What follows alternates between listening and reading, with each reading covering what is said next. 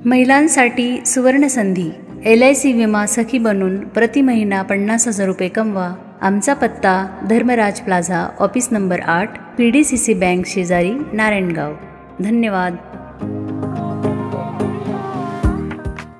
आदरणीय नरेंद्रजी मोदी यांच्या कारकिर्दीला 11 वर्ष पूर्ण होत आहेत आणि या निमित्तानं या 11 वर्षामध्ये आपल्या भारतामध्ये विविध क्षेत्रामध्ये जो आमूलाग्र बदल त्यांनी घडवून आणला, जे अनेक महत्त्वाचे निर्णय त्यांनी घेतले, त्या निर्णयाचे परिणाम सामान्य लोकांच्या जीवनमानावर होत आहेत आणि या संदर्भाने कार्यकर्त्यांमध्ये चर्चा व्हावी, आपल्या कार्यकर्त्यांना याचं स्पष्टीकरण मिळावं, जनतेमध्ये आपण या निमित्तानं जावं आणि म्हणून सगळ्या मंडळामध्ये हे कार्यक्रम होत आहेत। माझ्या अगोदर आपल्याला ज्यांनी मार्गदर्शन केलं त्या गेले अनेक वर्ष आपलं सगळं स्वतःचं काम बाजूला सारून जिल्हा परिषदेच्या माध्यमातून या जुन्नर तालुक्याच्या सर्वांगीण विकासासाठी आणि विशेष करून सामान्य माणसाला न्याय मिळवून द्यासाठी संघर्ष करतायत अशा आमच्या सहकारी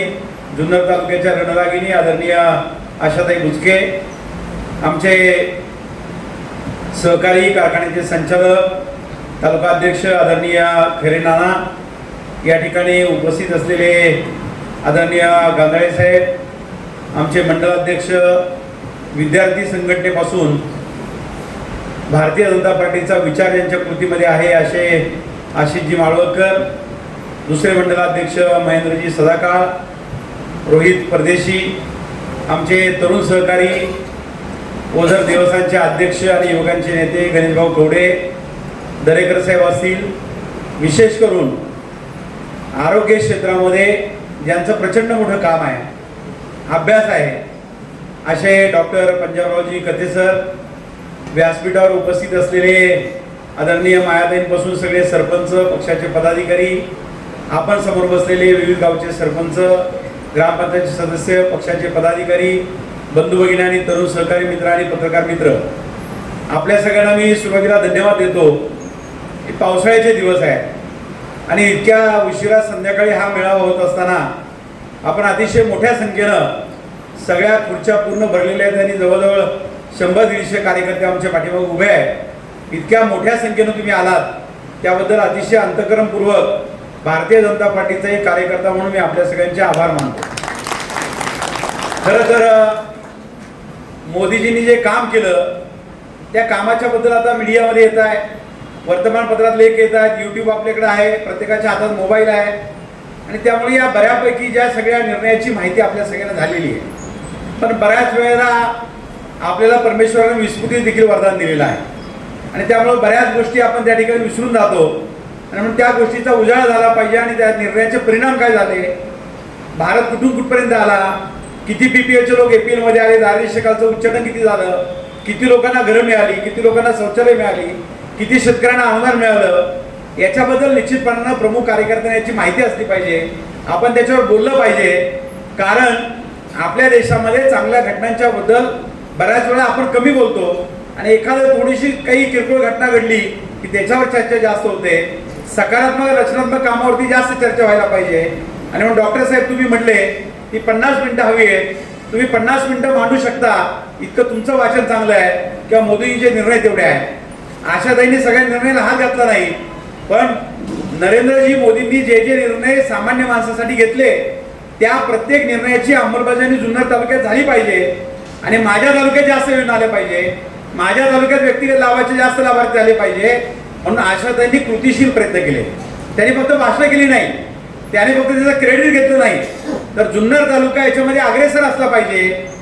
त्या फक्त जिल्हा परिषद सदस्य आहेत, त्या काही आमदार नाहीत, परंतु अख्ख्या तालुक्याच्या हिताचा विचार हा अतिशय बारकाईने त्या करतायत। मी कार्यकर्त्यांना एकच गोष्ट सांगतो, मी कुणाची तुलना करत नाही किंवा मोठ्या माणसाच्या बरोबर आपली बरोबरी करत नाही, परंतु राजकारणामध्ये बऱ्याच वेळेला काही गोष्टींची चर्चा करतो आणि काही गोष्टीवर आपण बोलत नाही। तुमच्यापैकी मला कुणीही सांगावं, या देशाच्या घटनेचे शिल्पकार परमपूज्य डॉक्टर बाबासाहेब आंबेडकर हे लोकसभा निवडणुकीत पराभूत झाले। त्यांच्या विरोधात कोण निवडून आलं तुम्हाला माहिती आहे का? बाबासाहेब आंबेडकरांच्या विरोधामध्ये निवडणूक कोणाला माहिती आहे का? एकदा बाबासाहेब मुंबईत उभे राहिले आणि पोटनिवडणुकीला भंडाऱ्यात उभे राहिले आणि दोन्ही वेळेला काँग्रेसच्या लोकांनी त्याचा पराभव केला, पण त्यांच्या विरोधात जो निवडून आला त्याचं नाव वाणीसाहेब आज कुणालाही माहिती. पण डॉक्टर बाबासाहेब आंबेडकर हे आपल्या प्रत्येकाच्या मनामनामध्ये आहे. कारण निवडणुका जिंकून फक्त माणसं मोठी होत नाही, तर सामान्य माणसासाठी क्रांतिकारी काम करणारी धाडसी माणसं लोकांच्या लक्षात राहतात. आणि म्हणून आदरणीय आशाताई बुचके यांचा पराभव जरी झाला असला तरी जुन्नर तालुक्यातल्या सामान्य माणसाच्या न्याय हक्कासाठी कुणाशी संघर्ष करायची त्याची तयारी आहे, कुणाशी लढण्याची तयारी आहे. तो गावचा तलाठी ग्रामसेवक असू दे नाही तर जिल्ह्याचा कलेक्टर सीओ असू दे, विधायक कामासाठी जुन्नरच्या हितासाठी गोरगरीब माणसाला न्याय मिळवून देण्यासाठी ते जगतात, संघर्ष करतात, वेळ प्रसंगी टोकाची भूमिका घेतात. आणि म्हणून या तालुक्यामध्ये आशाताई बुचके यांचं नाव कुणी पुसू शकत नाही, त्यांचं नाव कधी त्या ठिकाणी लोक विसरू शकत नाही, एवढं काम त्यांनी करून दाखवलेलं आहे. आणि म्हणून आता त्यांच्या नेतृत्वाखाली उद्या आपल्याला जिल्हा परिषद, पंचायत समिती आणि नगर परिषदच्या निवडणुकीला सामोरं जायचं आहे. आणि या निवडणुका जिंकण्यासाठी भारतीय जनता पक्षाच्या संघटनेचा विस्तार करत असताना मोदीजींनी जे निर्णय केले, मोदीजींनी जे काम उभं केलं, राज्यामध्ये देवेंद्रजींनी जे काम उभं केलं, त्याच्याबद्दलचे विचार लोकांना आपल्याला सांगावे लागतील. तुम्ही मला सांगा, ज्या वेळेला आता काश्मीरमध्ये एवढी मोठी घटना घडली आणि काश्मीरबद्दल खूप चर्चा झाली. पूर्वी काश्मीरमध्ये त्या ठिकाणी देशाचे गृहमंत्री देखील जायला घाबरायचे. सुशील कुमार शिंदेंनी त्यांच्या आत्मचरित्र पुस्तकात लिहिलंय, मी या देशाचा गृहमंत्री, पण मला देखील काश्मीरमध्ये जायला भीती वाटायची. आमचे पंतप्रधान नरेंद्रजी मोदी, आमचे गृहमंत्री अमित शाह आणि आमचे सगळे मंत्री हे धाडसानं काश्मीरमध्ये जातात, फिरतात, तिथली रचना बदलली, 370 सारखं कलम काढलं. आपल्या सामान्य लोकांना माहित नाही, आपल्या जम्मू काश्मीर आपलंच एक राज्य आहे, पण आपला तिरंगा झेंडा होता आणि काश्मीरचा झेंडा वेगळा होता, त्यांचं विधान वेगळं होतं, आपला कायदा तिथं लागू होत नव्हता, आपल्या योजना लागू होत नव्हत्या, आम्ही तिथं जमीन घेऊन उद्योग उभे करू शकत नव्हतो, आपल्या भारतात असून काश्मीर वेगळं होतं. पण आमच्या नरेंद्र मोदींनी धाडसानं निर्णय घेतला आणि 370 कलम काढून टाकलं आणि आज आपला तिरंगा शानपणाने त्या ठिकाणी फडकतो आहे. किंबहुना या जगातला सगळ्यात मोठा रेल्वे मार्गाचा उंच ब्रिज चिनाबच्या रूपाने त्या ठिकाणी मोदीजींनी उभा केल्यानंतर आमच्या देशाचे पंतप्रधान नरेंद्रजी मोदी हे हातामध्ये तिरंगा घेऊन एवढ्या मोठ्या उंचीवरती जिथं जायला लोक घाबरत होते त्या काश्मीरमध्ये झेंडा फडकत त्या ठिकाणी पायी चालत गेले आणि जगभरामध्ये तो फोटो पब्लिक झाला.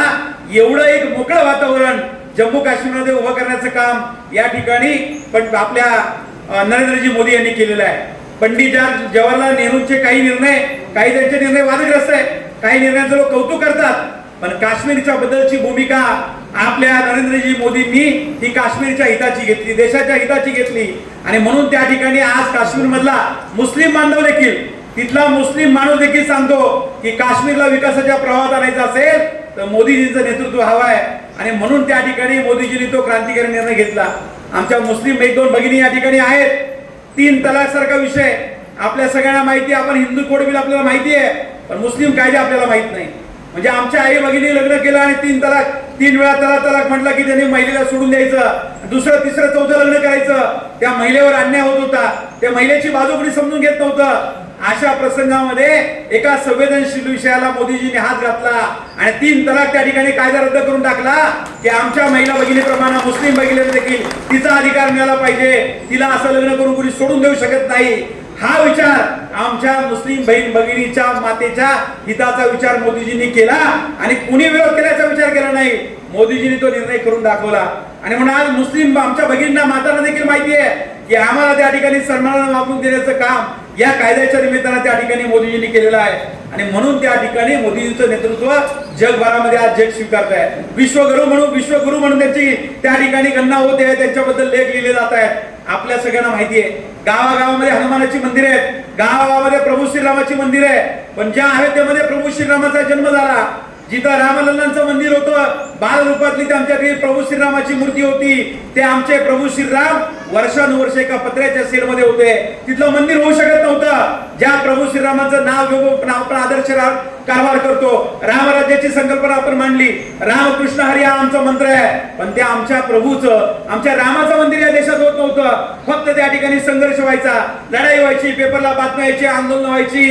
एकमेव हा निर्णय सुप्रीम कोर्टाच्या हायकोर्टच्या नंतर सुप्रीम कोर्ट आणि सुप्रीम कोर्टाच्या नंतर केंद्र सरकारनं त्याच्यासाठी न्यास तयार केलं, सगळ्यांना बरोबर घेऊन घेतलं, दोन्ही वाद त्या ठिकाणी सावचाराने मिटवले आणि या देशामध्ये 100-150 वर्ष जे काम होऊ शकलं नाही ते आमची श्रद्धा आणि प्रेरणा असलेल्या प्रभू श्रीरामाचं जगाला हेवा वाटेल असं मंदिर त्या ठिकाणी आमच्या अयोध्येमध्ये उभं राहिलं आणि आमचे जुन्नरचे अनेक कार्यकर्ते रेल्वेच्या माध्यमातून जाऊन शेकडो कार्यकर्ते प्रभू श्रीरामाचं रामलल्लांचं दर्शन घेऊन आले.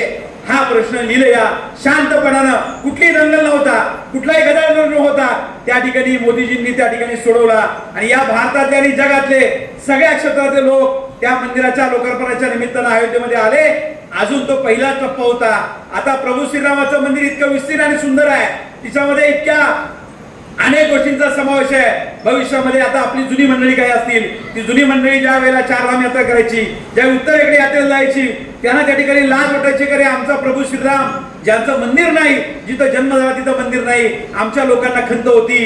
ही खंत दूर करण्याचं काम त्या ठिकाणी नरेंद्रजी मोदी, अमित भाई आमच्या टीमने केलं आणि म्हणून नरेंद्र मोदींचे निर्णय महत्वाचे आहे.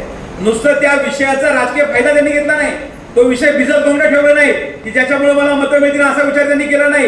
त्याने ठरवलं की आपल्या कारकिर्दीमध्ये या देशातले मोठे प्रश्न सोडवायचे आणि जागतिक महासत्ता म्हणून जे APJ अब्दुल कलामांनी स्वप्न पाहिलं त्या दिशेने भारताला घेऊन जायचं आणि म्हणून त्या ठिकाणी मोदीजी काम करतायत.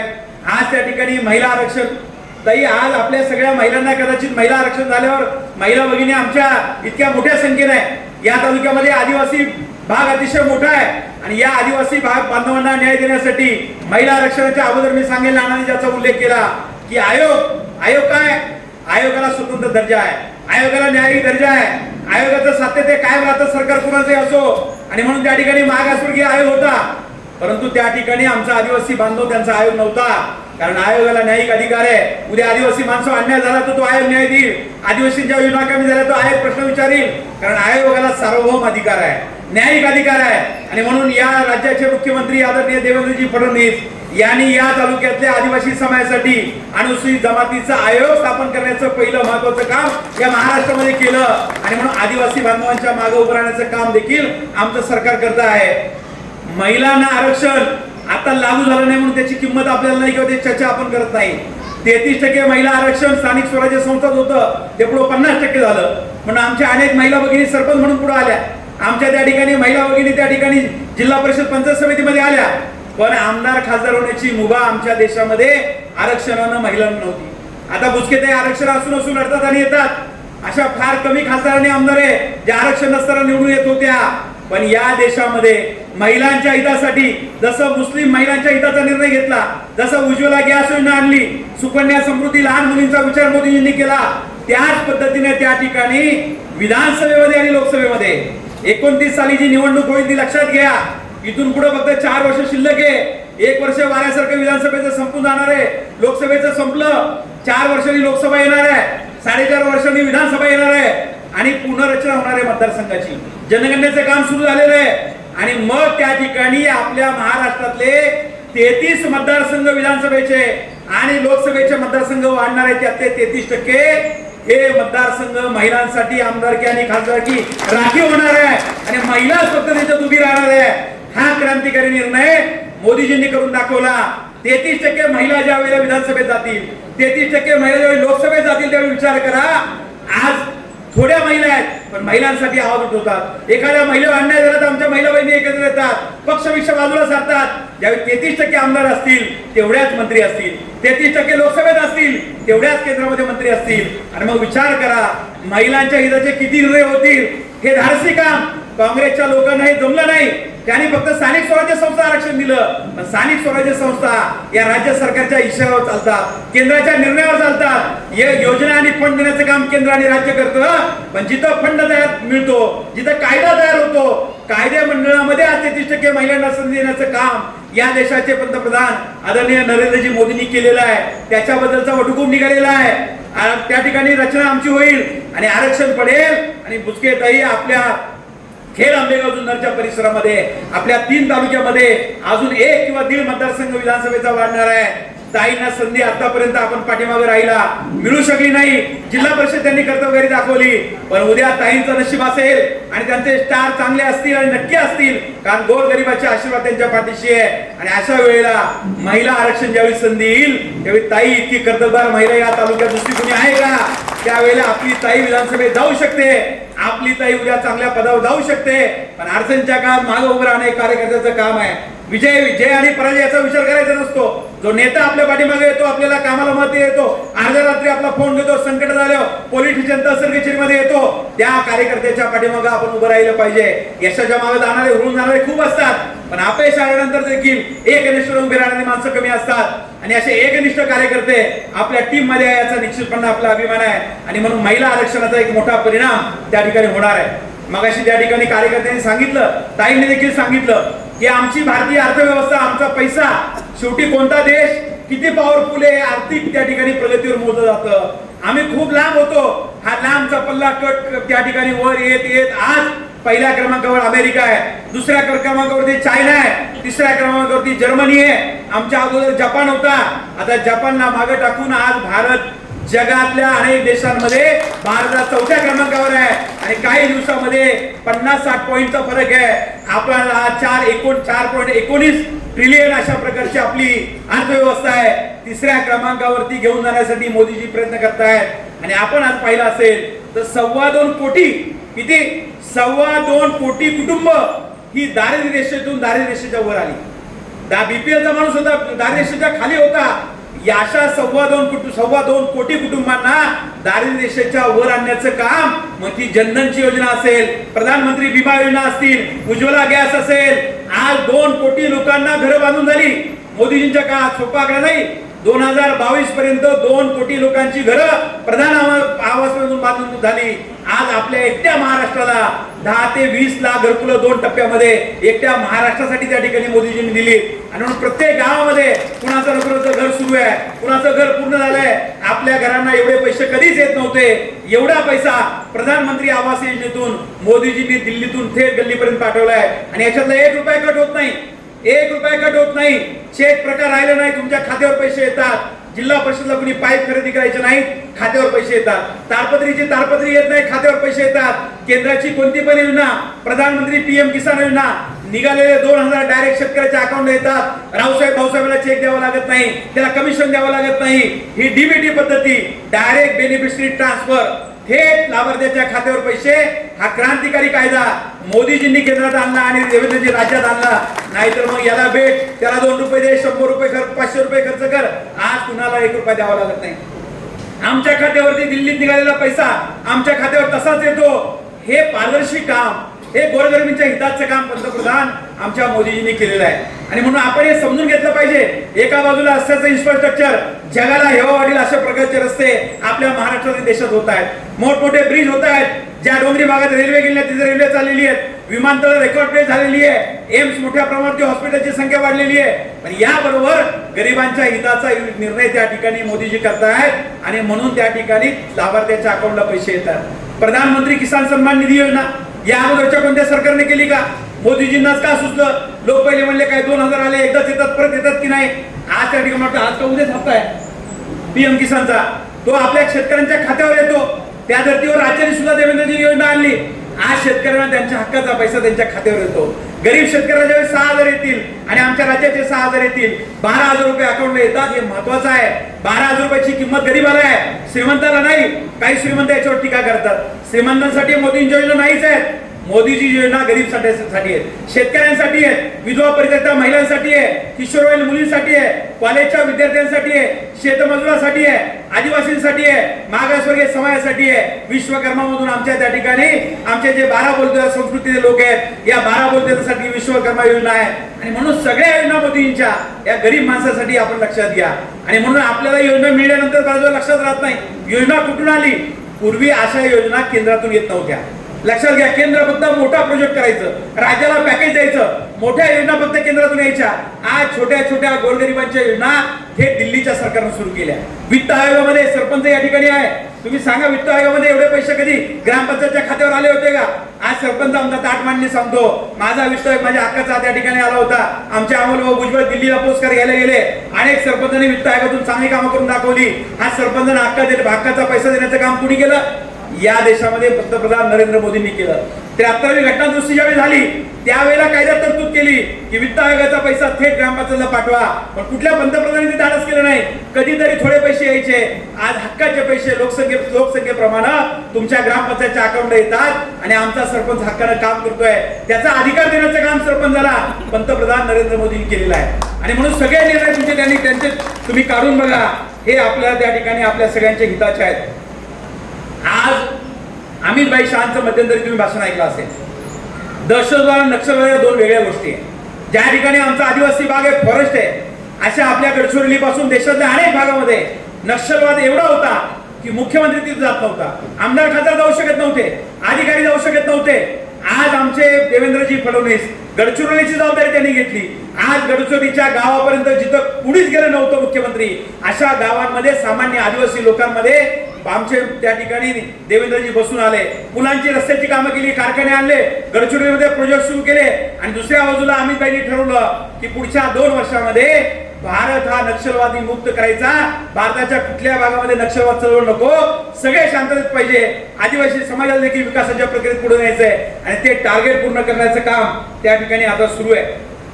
तुमच्यापैकी काही लोकांनी, कुटुंबातल्या लोकांनी पूर्वी इंटरव्ह्यू दिला असं नोकरीला, केंद्रातली एखादी भरती आली किंवा आम्ही इंटरव्ह्यू द्यायचो आणि इंटरव्ह्यूला दिल्यानंतर एखादा मुलगा म्हणायचा, अहो मला 90 मार्क मिळाले पण इंटरव्ह्यू मध्ये मला पास नाही केलं, मला नोकरी नाही मिळाली.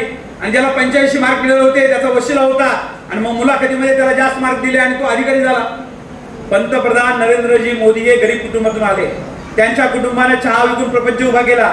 सामान्य गोरगरीब लोकांची कणव आहे. तुम्ही बघा, पंतप्रधान नरेंद्र मोदी दर दिवाळीला, दिवाळी कुठं साजरी करतात मोदीजी माहिती तुम्हाला? सीमेवर जाऊन सैन्य दलात दिवाळी साजरी करतात. एकही दिवाळी 11 वर्षामध्ये मोदीजींनी नातेवाईकात नाही केली, कुटुंबामध्ये नाही केली.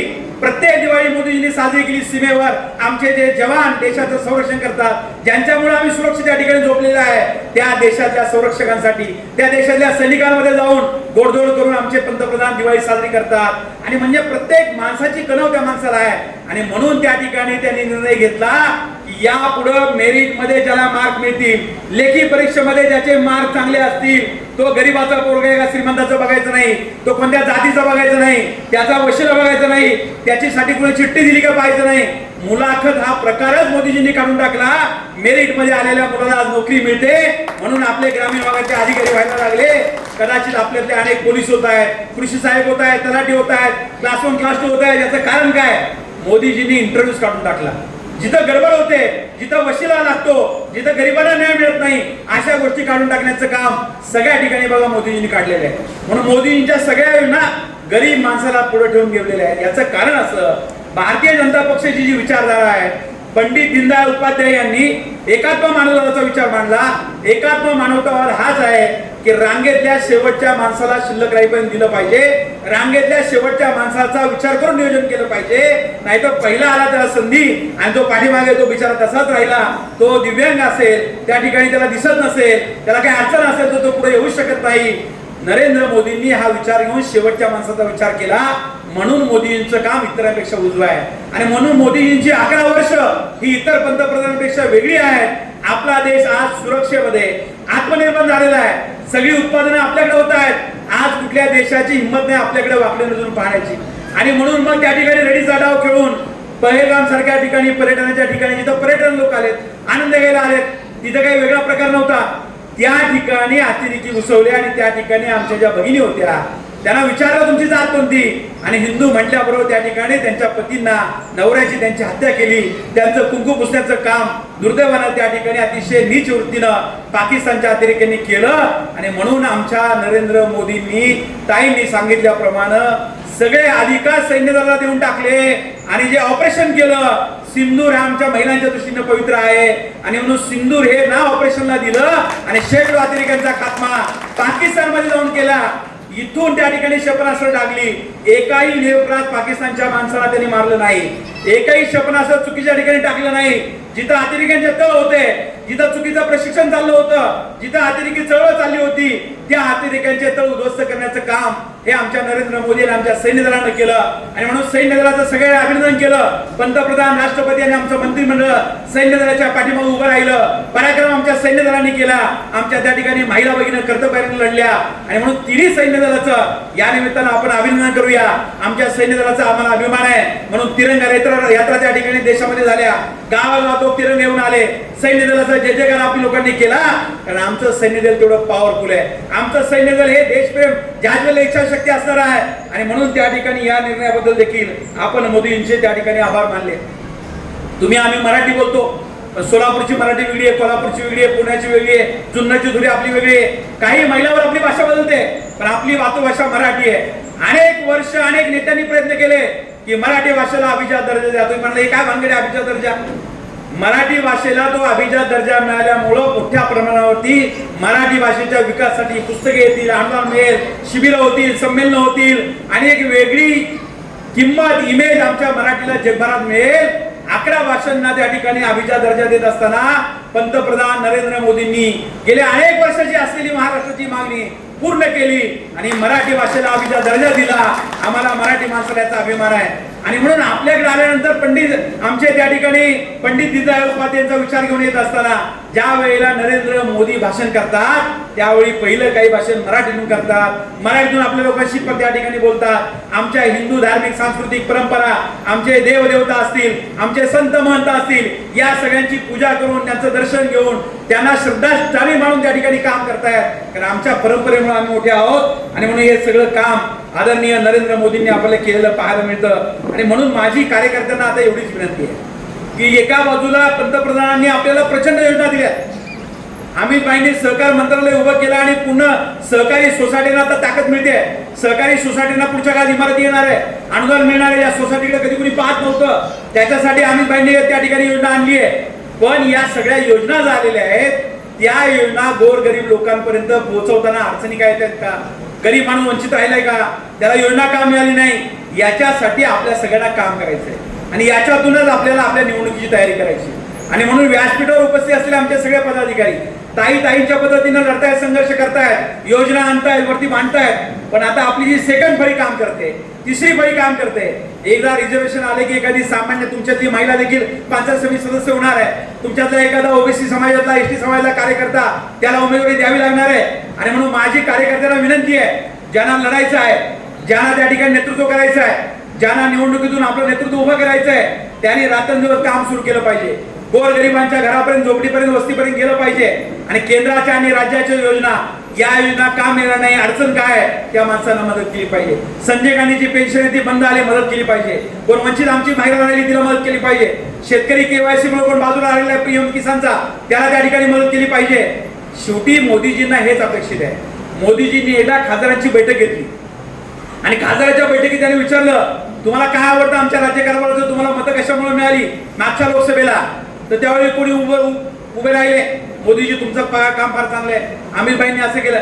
ते म्हणले माझं काही कौतुक करू नका, मला सांगा की लोकांच्या उपयोगाच्या योजना कोणत्या आहेत, लोकांना कोणत्या योजना आवडतात, योजनांमध्ये बदल काय पाहिजे, मला लोकांच्या हिताचं काम सांगा. नुसतं माझं कौतुक मला अपेक्षित नाही. पण विमानतळावर त्यांनी बुके घ्यायचे बंद केले, साधं फुल द्या, तुमचं काम सांगा. आणि म्हणून अनेक पद्धती त्यांनी बदल केला. त्यावेळेला आमचे सुजय विखे पाटील, राधाकृष्ण विखे पाटलांचे चिरंजीव, त्यांनी वयश्री योजनेच्या बद्दल सांगितलं की प्रचंड मोठ्या संख्येनं वयश्री योजना गरीब आमच्या ज्येष्ठ नागरिकांना त्याचा फायदा होतोय. 10,000 रुपयापर्यंतच्या वस्तू आमच्या ज्येष्ठ नागरिकांना मिळतात. आणि मग त्या योजनेची तातडीनं तरतूद मोदीजींनी वाढवली. मोदीजी म्हणले मला हे अपेक्षित आहे, मला या सूचना अपेक्षित आहे, मला नुसतं खोटं कौतुक नको आहे, लोकांच्या हिताच्या गोष्टी मला सांगा. आणि म्हणून आपण देखील एखादं पत्र पाठवलं, या देशातल्या काही मुलींनी त्यांना पत्र पाठवलं, त्याची देखील नोंद त्या ठिकाणी आमच्या मोदीजींनी त्या ठिकाणी घेतली. सभेत एखादी महिला, एखादी मुलगी हातात फोटो घेऊन उभी आहे, मोदीजी तिला हाक मारून सांगतात तिचा फोटो माझ्यापर्यंत आणा, बा तुझा मोबाईल नंबर लिही, मी तुला फोन करेन, मी तुला SMS पाठवेल, मी तुला पत्र पाठवेल. सामान्य माणसाला थेट भेटणारा, सामान्य माणसाच्या हृदयाला थेट भिडणारा आमचा पंतप्रधान आहे. लोकांशी बोलणारा, डायलॉग करणारा, लोकांच्या हिताचं काम करणारा आमचा पंतप्रधान आहे. नाही तर पंतप्रधान एकदम देवत्व खूप मोठा, गरिबांशी नाळच तोडलेली नाही असं होत होतं. पंतप्रधान नरेंद्र मोदी हा एकमेव पंतप्रधान या देशातले असे आहे की ज्यांची नाळ या मातीशी सामान्य माणसाची जोडलेली आहे. आणि म्हणून आपण बघितलं आहे पंतप्रधान नरेंद्र मोदींच्या आईचं निधन झालं. त्यांच्या आईवर किती प्रेम होतं. दरवेळेला जाऊन ते आईच्या हातचं दोन घास खायचे, आईच्या शेजारी बसायचे. शेवटी आपल्या आईचं प्रेम, आपल्या आईला आपण जपलं पाहिजे. पण ज्यावेळी आईचं निधन झालं, आपल्या परमपूज्य आईचं निधन झाल्यानंतर आमचे पंतप्रधान गेले. आमच्या हिंदू धार्मिक संस्कृतीच्या परंपरा आहेत, त्या परंपरेप्रमाणे त्या ठिकाणी खांद्यावरती त्या ठिकाणी आईच्या त्या प्रेताला त्यांनी त्या ठिकाणी खांदा दिला, अंत्यविधी केले आणि तिथं रडत बसले नाही, थांबले नाही. आता आई गेली, आपला विधी पूर्ण झाला. तिथून निघाले आणि दिल्लीला दुसरी मीटिंग लावली आणि कामाला लागले. एका बाजूला कर्तव्य पाळलं आणि दुसऱ्या बाजूला देशाच्या हितासाठी हा माणूस काम करायला निघाला. आणि म्हणून 24 तास 11 वर्षामध्ये एकही सुट्टी त्या ठिकाणी पंतप्रधान मोदींनी घेतली नाही. एकही दिवस म्हणले नाही मला थंडी आली, ताप आलाय, मी आजारी आहे, मला जरा फिरायला जायचंय, माझ्या नातेवाईकांना भेटायचंय. आमचे किती नेते कधी कधी भेटतच नाही. आमचे अनेक लोकप्रतिनिधी निवडून गेले की वर्षभर लोकांना भेटतच नाही. लोकांचं काम त्यांना विसर पडलेला असतो. कुणी मतं दिलेत, लोकांचं काम काय त्यांना माहित नसतं. पण आमचे पंतप्रधान एकही दिवस सुट्टी घेतली नाही. 11 वर्ष पूर्ण वेळ काम करतायत. आणि म्हणून आपल्या सगळ्या जनतेनं अशा पंतप्रधानांच्या पाठीमागे उभं राहणं, अशा पंतप्रधानांच्या योजना लोकांपर्यंत पोहोचवणं. जागतिक महासत्तेमध्ये देशाला पुढे आणण्याला निघालेला माणूस आहे. जगामध्ये त्यांचं स्वागत होत आहे. भारतातले लोक इथं सोडा, जगातल्या अनेक देशामध्ये त्या ठिकाणी तिरंगा घेऊन मोदींचं स्वागत करायला येतात, मोदीजी त्यांना भेटतात. जगातल्या देखील हिंदूंना आणि भारतीयांना आनंद आहे की या देशाचे पंतप्रधान नरेंद्र मोदी आहेत. आणि म्हणून 11 वर्ष त्यांची जी आहेत ती आपल्या देशाला पुढे नेणारी आहे, जागतिक महासत्ता बनवणारी आहे, गरिबांना न्याय देणारी आहे, उपेक्षितांसाठी काम करणारी आहे. इन्फ्रास्ट्रक्चर मध्ये रस्त्यांच्या जाळापासून विमानतळांच्या जाळ्यापर्यंत आणि शेतकऱ्यांपासून मोलमजुरी करणाऱ्या शेतमजुरापर्यंत सगळ्यांसाठी काम करणारी मोदींची कारकीर्द आहे. आणि म्हणून या कारकिर्दीसाठी आपण सगळ्यांनी मोठ्या संख्येनं उद्याच्या काळामध्ये योजनांची अंमलबजावणी करून मोदीजींच्या 11 वर्षाच्या कामाचं स्वागत करूया. जुन्नर तालुक्यातला जो माणूस, जो कार्यकर्ता, जो त्या ठिकाणी आमचा शेतमजूर, शेतकरी, महिला या योजनांपासून वंचित असतील त्यांना योजना पोहोचवणं आणि त्या माध्यमातून धन्यवाद मोदीजी आम्ही पत्र पाठवली. अंतकरणाला जरी तुम्ही म्हणले धन्यवाद मोदीजी बास आहे, मोदीजींना तुमची शाबासकी किंवा त्यांचं मोठेपण त्यांना अपेक्षित नाही. एक वाक्य धन्यवाद मोदीजी याच्यामध्ये त्यांना समाधान आहे.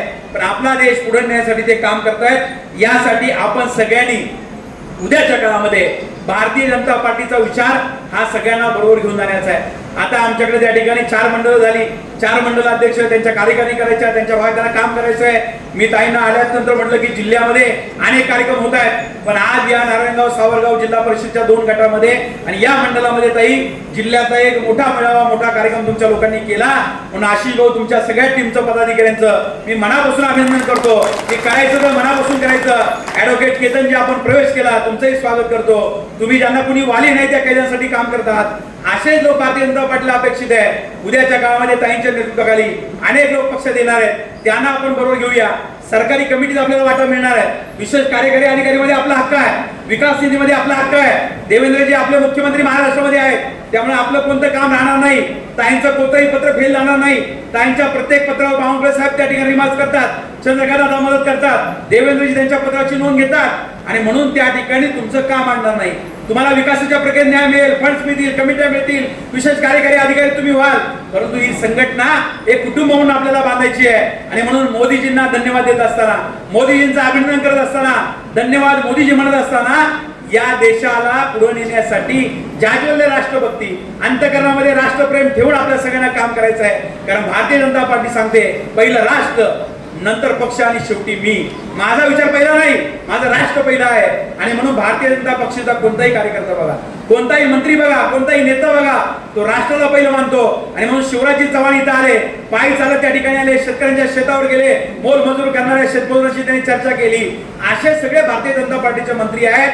आणि म्हणून आपण सगळ्यांनी या प्रवाहामध्ये यावं आणि मोदीजींच्या माध्यमातून आपण जगामध्ये पहिल्या क्रमांकावर येण्यासाठी, जागतिक महासत्ता होण्यासाठी, या देशातला प्रत्येक माणूस सुखी समाधानी होण्यासाठी, दारिद्र्यकालचं संपूर्ण उच्चाटन करून सगळ्यांना एका लाईन मध्ये आणण्यासाठी उद्याच्या काळामध्ये आपण पंतप्रधान नरेंद्रजी मोदी यांच्या नेतृत्वाखाली काम करू, अशाच प्रकारची अपेक्षा व्यक्त करतो. आपण एक चांगला कार्यक्रम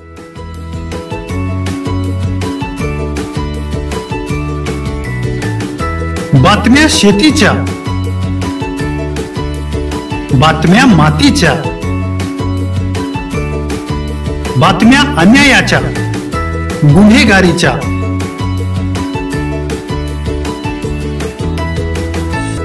राजकारणाच्या आणि समाजकारणाच्या, शोषणाविरुद्ध बुलंद आवाज, जनसामान्यांच्या हुंकाराची गाज, सत्कार्याला प्रोत्साहन, दुष्कृत्याला अनुशासन, निर्भीड, निस्पृह, सडेतोड, बेधडक आणि रोखटोक म्हणजेच विघ्नहर टाइम्स. शोध बातमीचा, ध्यास सत्याचा. आपलं चॅनल, आपली बातमी. सबस्क्राईब तर कराच, पण बेल आयकॉनवर क्लिक करायलाही विसरू नका.